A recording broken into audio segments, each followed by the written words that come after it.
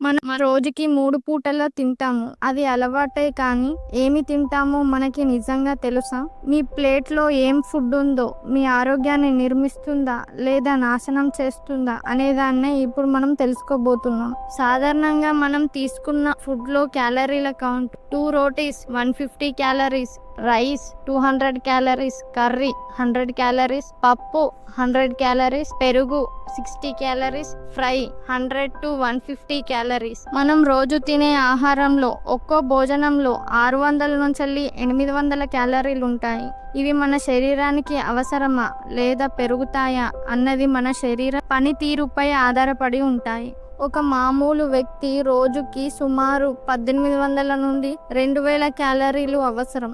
కానీ మీరు పడుకోకపోతే బరువు పెరగడానికి కారణం వీడియో కిందిచ్చాను, ఒకసారి వెళ్ళి చెక్ చేయండి. మరిన్ని వీడియోస్ కోసం మన ఛానల్ని లైక్ చేయండి, షేర్ చేయండి మరియు సబ్స్క్రైబ్ చేసుకోండి.